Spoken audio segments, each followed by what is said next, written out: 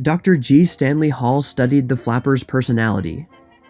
Noted psychologist who died recently concluded that modern girl had an inner soul which contained some of the most primitive instincts.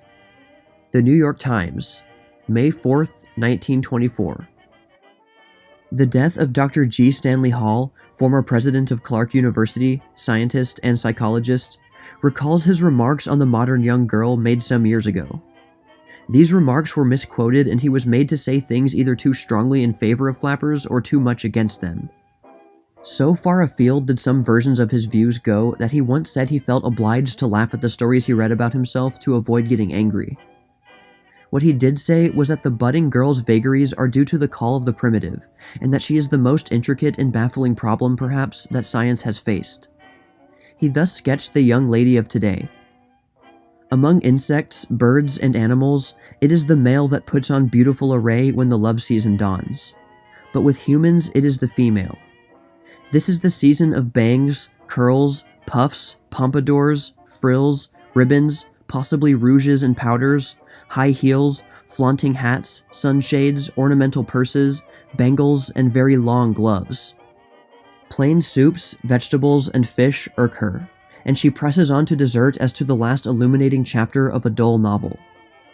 But it is at this period that her duality of self begins to develop a sort of inner shrine soul that contains some of the most primitive instincts of her sex, while the other self is a more social, superficial one, which is occupied with the interests of her daily life.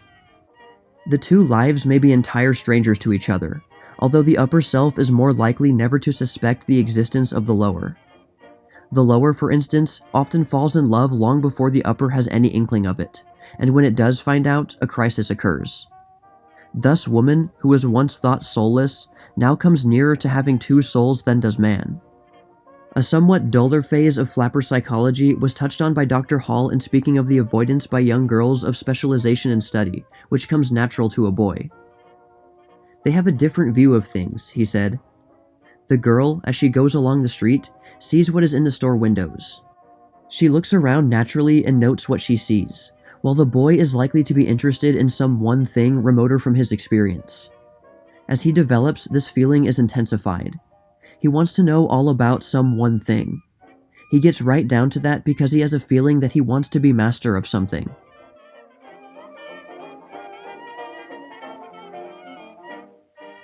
Says flapper isn't so bad as painted. Mary E. Woolley, president of Mount Holyoke College, defends the modern girl. The New York Times, May 4th, 1924. College flappers are not so bad as they are painted, according to Mary E. Woolley, president of Mount Holyoke College, who defended them against recent charges at the annual luncheon of the college at the Hotel Pennsylvania yesterday. Speaking on college assets and liabilities, President Woolley said in part, "There's been too much emphasis on the college flapper of late. They have been in pictures, in some quarters, as painted, jazzed up, smoking, bob-haired scofflaws. My experience is that college doesn't appeal to young girls of that type. And even if some members of this class, which exists to a great extent in the imagination of certain people who are always ready to decry the womanhood of America, do come to college, they soon find that college is no place for them. Generally, they are obliged to settle down and work hard in order to keep up with the standards of the institution to which they belong." President Woolley made the further point that the young women of America in the last generation have not been taught to go to church as their mothers and grandmothers. She does not believe, however, that this is the fault of the girls. "It is the duty," she went on, "of educational institutions to show young girls that Christianity really means something. In this matter, the college authorities are on the defensive. We must interpret to youth the meaning of religion in the light of present-day needs." The speaker would not say that young women today are less moral than 20 years ago. "I hold," she said, "that the women of this generation have asserted themselves intellectually, and therefore are more independent. Independence, however, is not a fault, though I would say it was a liability which needed careful watching." On the asset side of the college balance, President Woolley puts the increasing popularity of colleges, saying that the average increase in attendance has almost doubled in the last 25 years. On the debit side, she places the fact that there is too much tendency on the part of students to feel the drift of the outside social world.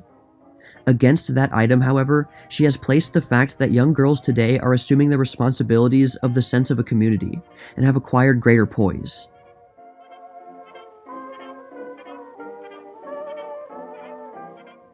Flappers are not all alike. The New York Times, December 29, 1923. Dr. Abraham A. Roback, a Harvard psychologist, has been applying intelligence tests to flappers and has come to the conclusion that they are a particularly stupid lot, with practically none of the qualities that are desirable in human beings, and a hopeless problem for educators. That is a hard saying. So hard that one cannot help wondering just what girls the doctor includes in this class, and how he knows when he sees one of them. Does bobbed hair, habitual resort to the expedient once reserved for the faces of Jezebel's daughters, and a more or less pronounced disregard for ancient conventions and feminine conduct constitute flapperism? If so, the Harvard man has been unfortunate in his selection of specimens. There are others showing these same signs who really do not lack brains, however much they may try the patience of elderly observers. And on the other hand, the statist of behavior is no conclusive proof that she who shows it is an intellectual giantess. Perhaps the flapper is a phenomenon recurring in every age, taking much joy in making her critics sit up, but avoiding destruction with the average frequency of the human species.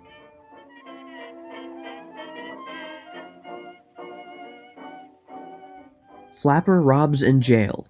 Steals necklace on eve of 5 years to life term in San Quentin.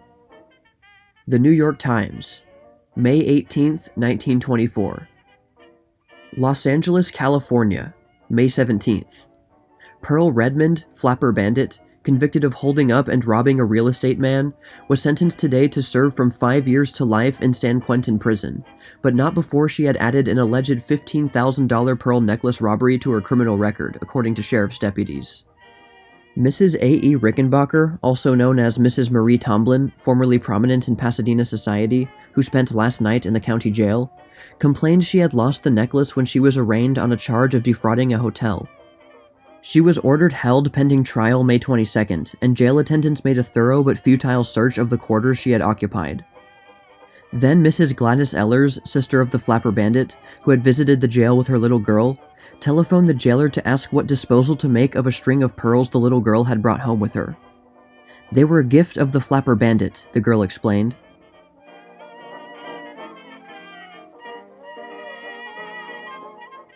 Magistrate bars flapper from court's vocabulary.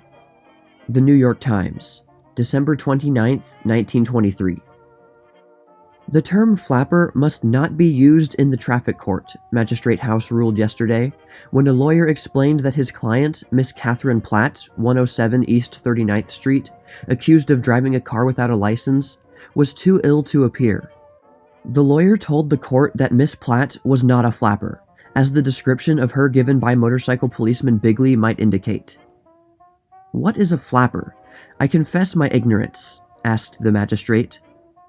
"I mean the young lady is not frivolous," said the lawyer. "Oh, I see.